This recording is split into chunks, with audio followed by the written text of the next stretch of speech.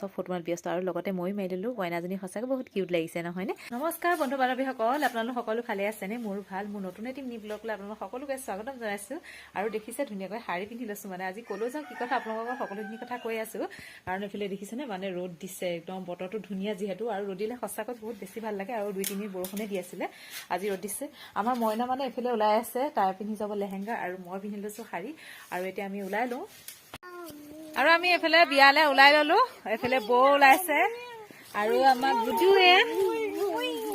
আৰু মইনা আমি খিনি ওলাই ললো